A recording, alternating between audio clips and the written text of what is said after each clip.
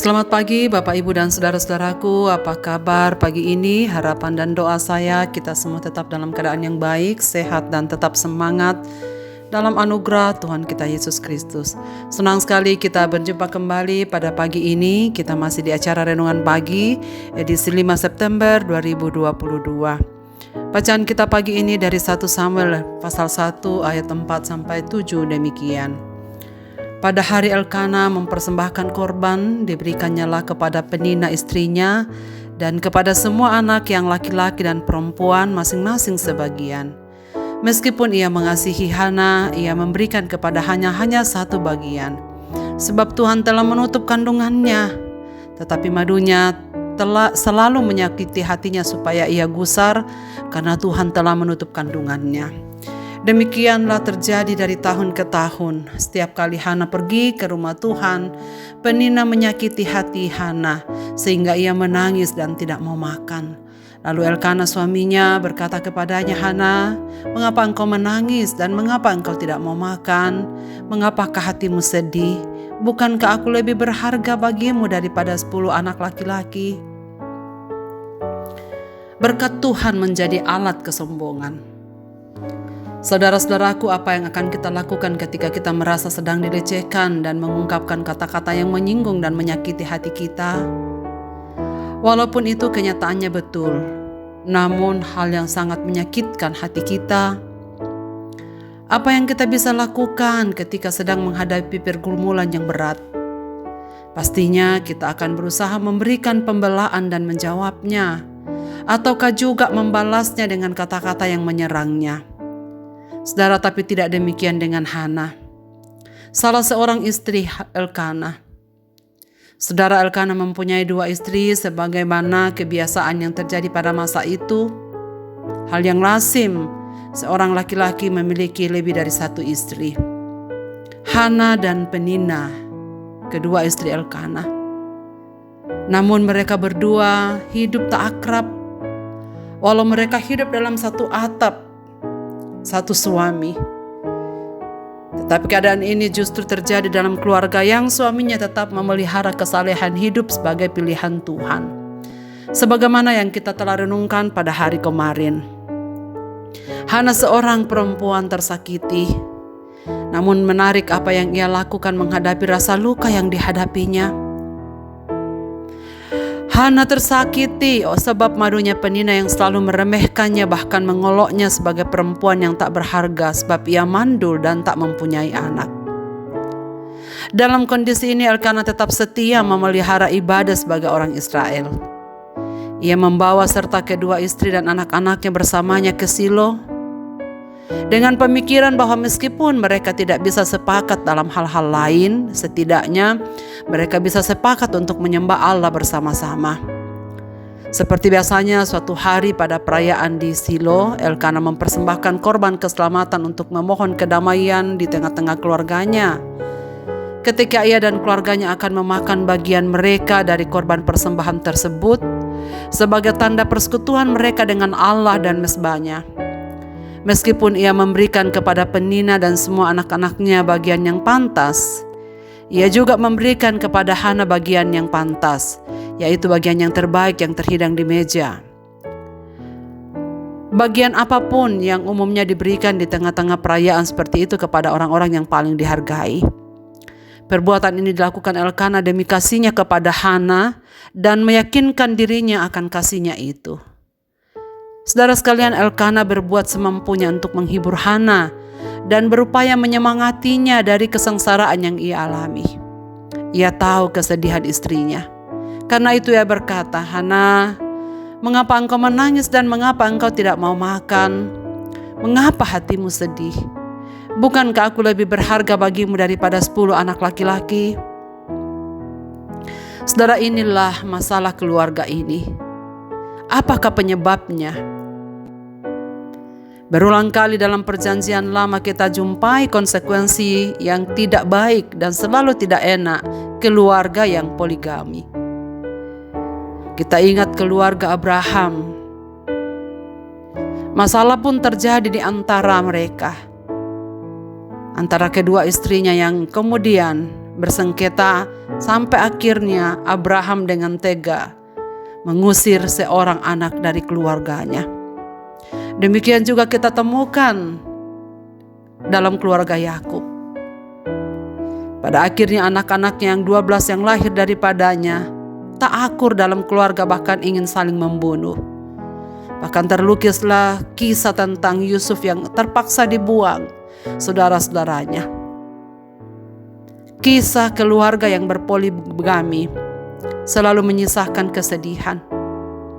Saudara sekalian, ketika suatu hari beribadah di rumah Allah, seharusnya orang memuliakan Allah dan dipenuhi dengan kesukaan. Memang itulah yang dirasakan oleh keluarga Elkanah. Tetapi apa yang terjadi? Seluruh anggota keluarganya, khususnya kedua istrinya, tak dapat menikmati kebahagiaan itu. Seusai ibadah, seluruh keluarga mengadakan perjamuan syukur. Namun Hana menghadapi situasi itu dalam suasana duka. Hana sedih dan tertekan. Suasana sukacita penyembahan yang dilakukannya pun di dalam kesedihan, karena penina selalu merendahkan dan menghinanya. Saudara-saudaraku yang saya kasihi, penyebab dari semuanya adalah karena sang kepala keluarga yang tak dapat menyelesaikan masalahnya dengan tepat. Bukankah lebih baik mandul namun setia dalam monogami daripada beroleh anak namun melukai pasangan sendiri? Konsekuensi dari keputusan poligami yang tak menghidupi pernikahan yang dikehendaki oleh Tuhan sejak dari mulanya. Dan akibatnya kegagalan ini yang tak terselesaikan dengan baik dan membuat masalah dalam keluarga ini. Saudara kedua, kegagalan Elkanah dalam menyikapi sikap penina yang tak adil memperlakukan Hana, yang seharusnya ia menghargai Hana. Tetapi penina tak dapat melakukan itu. Elkanah lupa kalau anak-anak adalah anugerah Tuhan yang dapat membuka kandungan dan yang menutup kandungan perempuan. Kemandulan Hana disebutkan sebagai tindakan langsung dari Allah. Karena Tuhan menutup kandungannya. Demikian kalimat ini. Tuhan tidak memberi anak-anak kepada Hana supaya mempersiapkan dia bagi kelahiran putranya Samuel yang kelak nanti akan menjadi hakim di dalam keluarga Israel.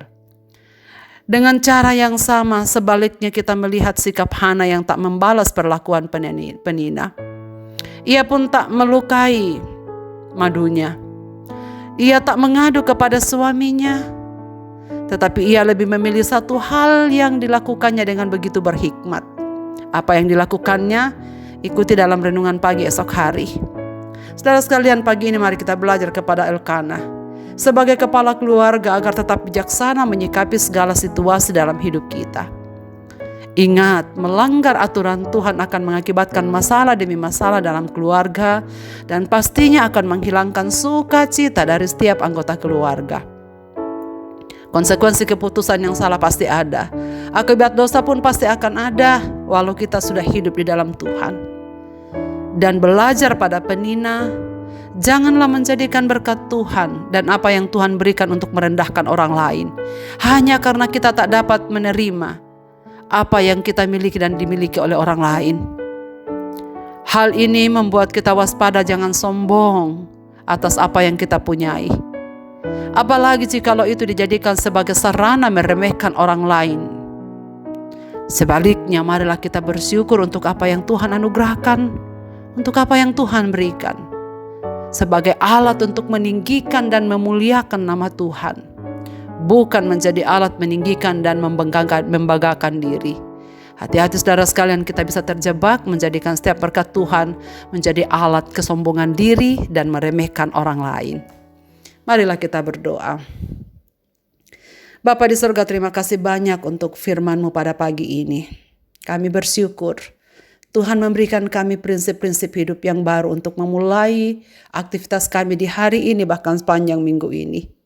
Berilah kami hati yang bijaksana, supaya setiap kami menghadapi segala situasi dalam hidup ini, kami selalu mengambil keputusan yang seturut dengan kehendak Tuhan dan ketetapan-ketetapan-Mu.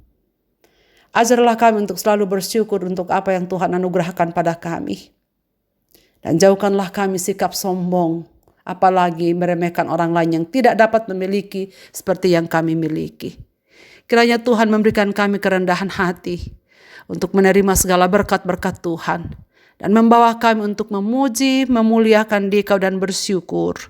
Karena kami tahu apa yang ada pada kami hanyalah pemberian Tuhan, hanyalah titipan Tuhan untuk kami pakai hidup di hadapan hadirat-Mu.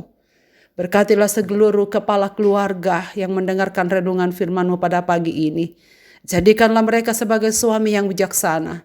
Jadikan mereka sebagai kepala keluarga yang bijaksana, yang mengasihi istri anak-anaknya dengan cinta kasih dan selalu menjalaninya dengan seturut dengan firman-Mu.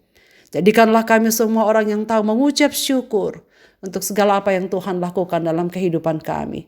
Hamba-Mu menyerahkan segenap pendengar renungan pagi ini dimanapun mereka berada, dalam setiap situasi hidup mereka. Ajarlah kami supaya senantiasa berjalan seturut dengan firman-Mu. Di dalam dan demi nama Yesus Kristus kami berdoa. Amin.